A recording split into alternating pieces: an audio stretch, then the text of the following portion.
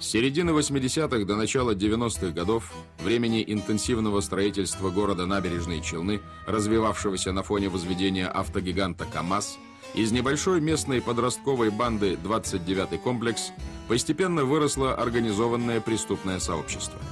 К началу 90-х в его лидеры выбился некто Адыган Саляхов, Алик или Большой.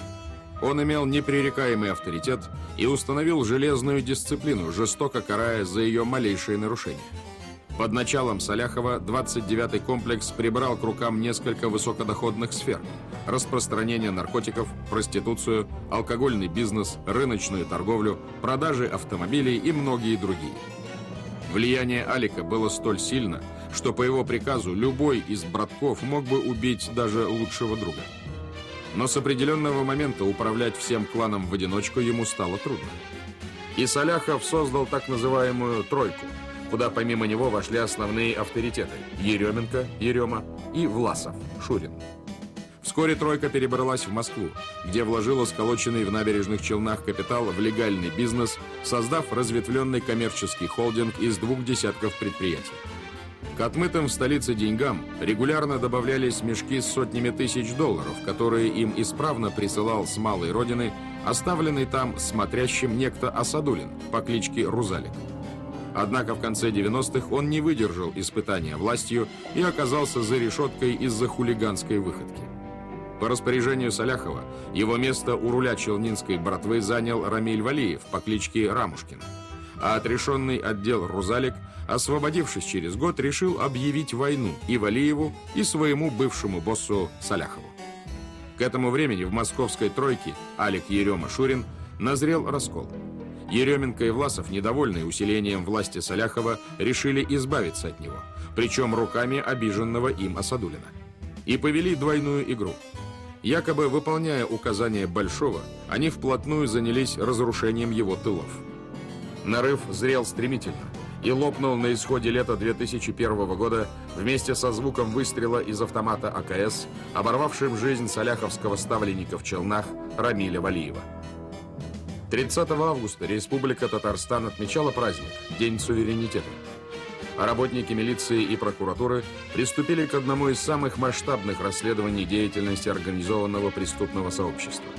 Им предстояли дни и ночи труда, воплотившегося в 250 томах уголовного дела, за каждым эпизодом которого стояли страх, алчность, подлость, предательство и смерть.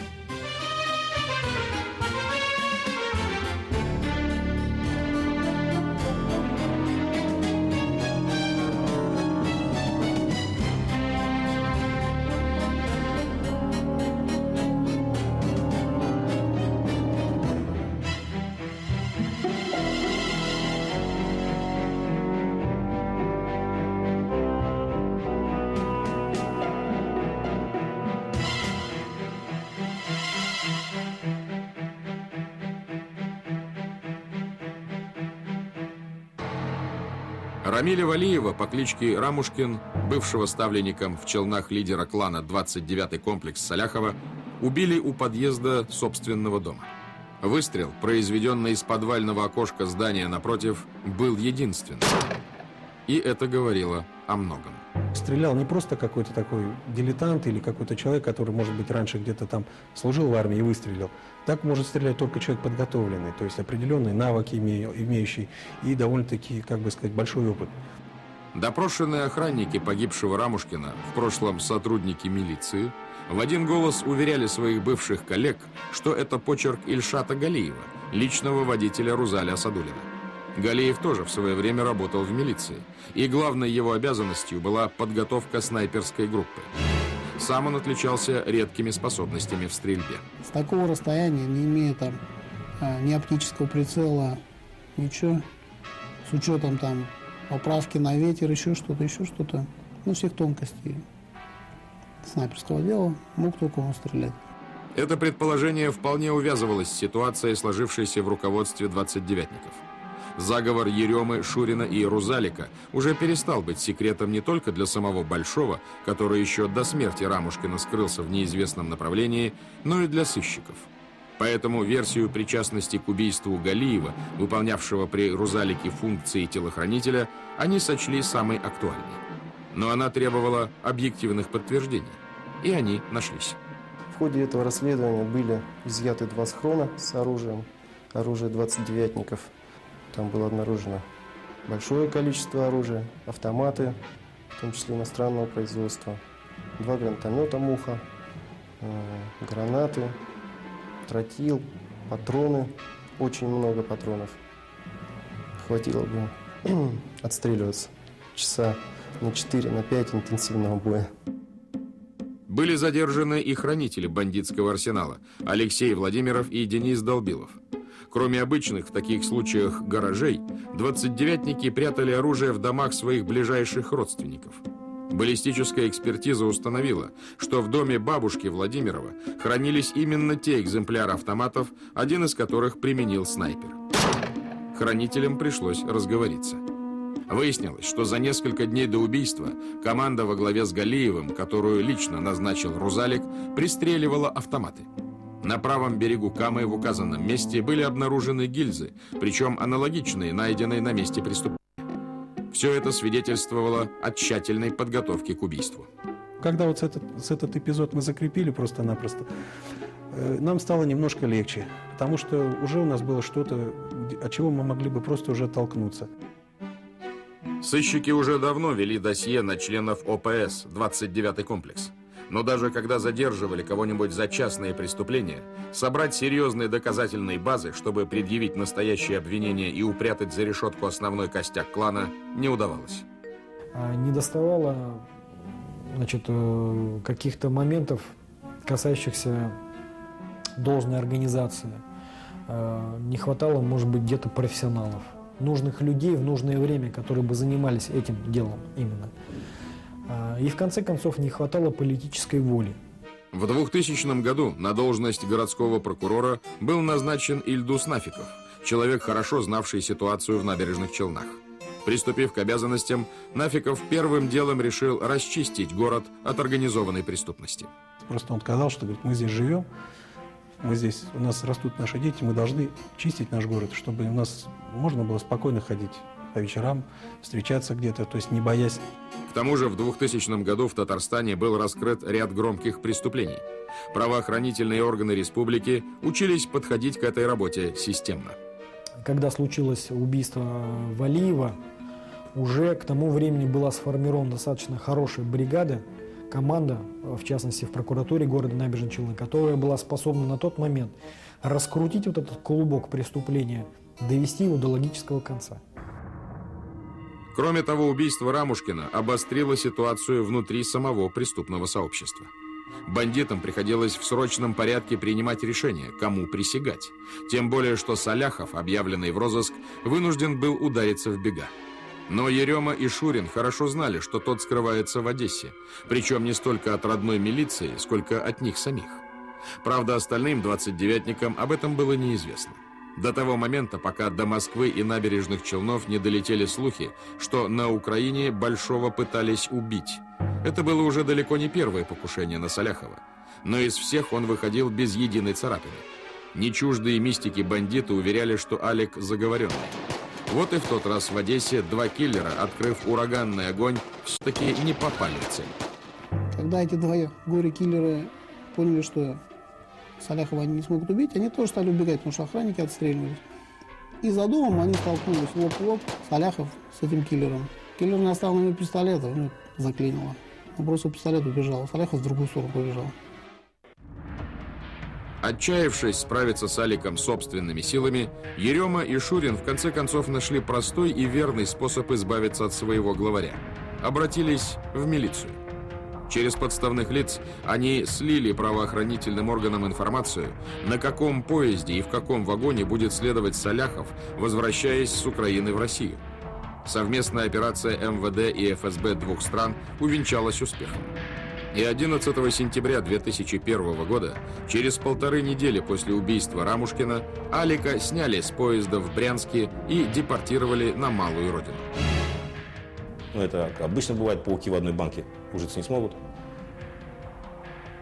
Поэтому они сдали своего же, в итоге потом пострадали сами. На очереди был арест замов Саляхова, Еременко и Власова. Информация, что они находятся в Москве, заставила челнинских сыщиков выехать в столицу. Но в подозрительной квартире никого не оказалось. Зато на столе в гостиной оперативники обнаружили изрядно потрепанную книжку, к которой, видимо, не раз обращались пытливые беглецы. Это был Уголовный кодекс Российской Федерации с закладкой на статье 210 «Организация преступного сообщества». А лист закладки оказался ничем иным, как ориентировкой на главарей 29-го. Однако вскоре Ерема и Шурин были замечены в тех же краях, где несколько раньше скрывался их босс Саляхов, на Украине. Там клану принадлежал ряд предприятий, в частности, гостиница в Одессе. Плюс ко всему, правоохранительным органам Украины было известно, что 29-й комплекс намеревается взять под свой контроль Николаевский порт. В то время финансовые активы челнинского клана составляли около 80 миллионов долларов, и эта рейдерская операция представлялась вполне возможной. Власов и Еременко разъезжали по Украине под защитой верного телохранителя Александра Беленко по прозвищу Фига. Некоторое время все трое держались вместе. Но затем осторожный Власов, видимо, заметил наблюдение, которое вели за ними оперативники, и, бросив подельников, скрылся в неизвестном направлении перед самым задержанием. Еременко и Беленко были задержаны на Украине. Туда, на Украину, выезжал наш сотрудник, совместно с сотрудниками ГУБОПа с Москвы и с украинскими правоохранительными органами. Работали там, задержали. А украинские правоохранительные органы подозревали нашего же Еременко в совершении двойного убийства на Украине. Но доказать не смогли, к сожалению. Вот. И депортировали его сюда. В некотором смысле действительно стоило пожалеть о том, что Еремой не занялись украинцы. У татарстанской следственной группы дел и без того было не впроворот. Как только Саляхов оказался за решеткой, уже задержанные члены сообщества стали давать показания. 29-ников ловили целыми группами, а некоторые предпочли сдаться самостоятельно. Тот же Буртасов явился с повинной. В то время показали передачу, в которой были рассказаны сведения о злодеяниях Буртасова. И Буртасов, увидев это, решил все-таки, что ему не стоит бегать. Пришел в органы внутренних дел, дал явку с повинной и попросился на подписку о невыезде. Количество преступлений, совершенных 29-никами, не помещалось в обычные формы отчетов. Сыщики имели дело с огромным массивом фактов десятилетней противоправной деятельности мощной организации. В рамках этого расследования было объединено 60 уголовных дел. Одно за другим раскрывались давние преступления. И становилось ясно, что за прошедшие годы некоторые виновные уже успели превратиться в потерпевших. Этот эпизод, он по хронологии в уголовном деле, он идет первым. 4 июня, получается, 1993 года, около 13 часов, около ресторана «Эра», был убит Василий Лысых. Василий Лысых, авторитет группировки «26-й комплекс», имевший бесхитростную кличку «Васька Рыжий», стал одной из первых жертв имперских амбиций Саляхова. Это было показательное убийство, которое Большой поручил некоему Фариту Хисамуддинову, имевшему кличку Ибрагим. В группировке Фарита называли цепным псом Алика. Он хладнокровно исполнил задание и на глазах случайных свидетелей расстрелял непокорного Рыжего, сидевшего в своем автомобиле. Убегая, Хисамуддинов передал пистолет некоему Гоше, который прикрывал его отход.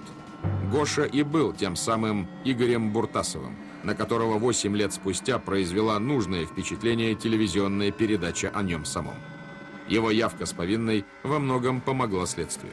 21 февраля 1994 года, около половины 8 утра, на территории школы 50 в городе Челны был убит Хабибулин Наиль Абясович по прозвищу Тяга. Это один из авторитетов группировки поселка ГЭС.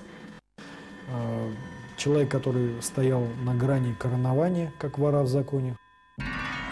Наиль Хабибулин имел достаточный авторитет в криминальных кругах.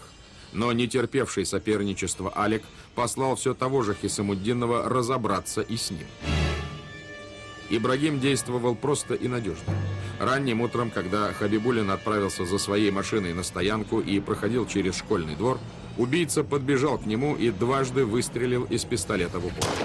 Вышедшая на крыльцо школы женщина увидела случившееся и подняла крик. В это время учитель физкультуры и ученица 8 класса тоже оказались во дворе. После этого, значит, учитель, который на месте был, если память не изменяет, фамилия Фарахов, попытался его задержать, они боролись, и Хисамудинов даже пытался выстрелить в этого учителя, но у него заклинило пистолет. Повезло просто. И после этого стал скрываться с места происшествия. Его пытались догнать, но не задержали. На удивление, спустя почти 10 лет бывшие школьницы оказались не менее смелыми, чем их учитель. Они давали показания. Они приезжали в суд и давали показания. Мало того, они подходили и показывали на Хисамудинова, говорили, что это именно он. А пока следствие в Набережных Челнах набирало обороты. Теперь уже многие были уверены, что бандитов удастся упечь за решетку. Залогом успеха стало наступление на группировку со всех направлений. До этого фрагментарная работа с отдельными бандитами, которых удавалось время от времени брать под стражу, позволяла им так или иначе уходить от ответственности. Но сейчас координировать показания задержанных было некому. У них сложности в создании алиби появляются. Сразу. Это вот первый элементарный вопрос. Наступление широким фронтом создавало преступникам и серьезные материальные проблемы. Для того, чтобы нанять хороших адвокатов, 3 десяткам подозреваемых нужны были немалые деньги. Но сидевшие под арестом крышевики и бизнесмены уже не могли обеспечить непрерывность финансовых потоков. Общак стремительно таял. А потребность бандитов в юридической поддержке росла. Собственных мозгов им уже не доставало. А если они там, допустим, в нормальной обстановке могли хорошо думать, создать какие-то конспирации, какие-то пути отхода продумывать, так? А здесь уже все, здесь уже живо-живо. Тут уже специальное подразделение думает, контрмеры принимает. Тут уже надо отвечать, тут надо рассказывать. Или же уже отказываться от дачи показаний, воспользоваться этим статьей 51 Конституции. Но отказ от дачи показаний в условиях, когда другие уже заговорили, оказывался весьма невыгодным. Ведь большое значение имел фактор первого слова. Больше доверия вызывал тот, кто начинал раньше других. А там другие. Они ведь друзьями являются такими корешами, когда на свободе, когда не грабят, убивают, когда делят вот это преступно нажитое. Они друзья, посмотришь на них, вроде бы, да, это друзья. А когда они оказываются в беде, это такие подонки, и удивляешься их низости. Вот. Признания бандитов были чистосердечными далеко не всегда. И хотя следователи при каждом удобном случае напоминали своим подопечным, что одна маленькая ложь порождает большое недоверие, приходилось только удивляться сплошному несовпадению фактов, зафиксированных в протоколах допросов. Подозреваемые постоянно запутывались в собственной лжи. Нередко им попросту не хватало интеллекта, чтобы удержать в голове все придуманные схемы. А тот, если хороший анализ вот, при этом присутствует со стороны следствия, это уже многое можно сделать на их противоречиях только. В состав следственно-оперативной группы была включена специальная команда аналитиков, так называемый штаб. Эти сотрудники даже не видели подозреваемых в лицо. В их задачу входила оценка материалов, полученных коллегами, анализ документов, протоколов допросов. В результате этой работы складывался новый круг вопросов, которые необходимо было обсудить с задержанными. Штаб давал группе четкие рекомендации, какие факты следует проверять в первую очередь, какие вопросы задавать или не задавать тому или иному фигуранту, какой объем следственных и оперативных мероприятий провести в связи с появлением на свет очередного документа. Подобная организация неизменно давала положительные результаты. В ходе следствия сыщики вскрыли 29 убийств, 21 из них обеспечили доказательствами. Вот эти все преступления нами постепенно, поэпизодно расследовались. Началось все с убийства Валиева, потом присоединились старые дела, возбудили по розыску пропавших без вести лиц, возбуждали убийства. Их также присоединяли к нашему уголовному делу. Но не только огромным числом преступлений против жизни и здоровья людей печально прославился 29-й. Впервые в практике ведения подобных уголовных дел было выделено самостоятельное экономическое направление. Количество противоправных действий в этой сфере выглядело не менее впечатляюще. И лжепредпринимательство, и невозврат кредитов, и преднамеренные действия, направленные на банкротство предприятий, и злоупотребление при выпуске акций, и многое-многое другое. Суммы, проходившие по материалам дела, исчислялись десятками миллиардов рублей. География же преступлений охватывала не только набережные Челны, но и Татарстан в целом, а также соседние республики – Москву, Подмосковье и Украину. Также ездили в город Самару за свидетелями, в Оренбург, ездили, значит, в Краснодарский край за свидетелями. То есть, сами, как видите, свидетели по всей России. Через сито оперативно-следственной работы прошли сотни людей, и лишь малая толика из них являлась действующими участниками преступного клана. Многие в свое время по разным причинам вышли из него, но остались при этом живы. Они поняли, что сотрудничество с правоохранительными органами – это их последний шанс вернуться к нормальной жизни. В итоге обвинение было предъявлено 33 фигурантам. 28 июня 2004 года мною было подписано обвинительное заключение по этому делу, и дело было направлено в суд. Обвиняемые настояли, чтобы дело рассматривалось судом присяжных. Одно только обвинительное заключение составило 16 толстенных томов текста, напечатанного на листах формата А4. И неудивительно, что пока в соответствии с законом каждый обвиняемый ознакомился с делом в полном объеме, прошло ни много ни мало 1,5 года. Я же с ними 1,5 года в тюрьме просидел. Каждый день, изо дня в день. Знакомил их с 222 томами уголовного дела. Их же было больше 30 человек. Вот они у меня по 10 человек 10 дней читали. 10 дней одни, 10 дней другие, 10 дней третий. Такой конвейер был. Судебное разбирательство по делу ОПС 29-й комплекс решили проводить в Казани. Но в Верховном суде Татарстана подходящего по размерам помещения попросту не нашлось. Для этих нужд переоборудовали спортивный зал советского РОВД, подиум для председательствующего, специальные места для присяжных, для государственных обвинителей и адвокатов и, конечно, скамьи подсудимых, огражденные от остального мира надежными решетками. Надо было этот спортзал ведь еще и охранять. Каждый день ведь там отцепление из строя работников милиции не поставишь, какие-то нужны были технические, какие-то вопросы надо было решить. Для обеспечения безопасности даже специально оборудовали подъездные пути. Сопровождению подсудимых уделялось особое внимание.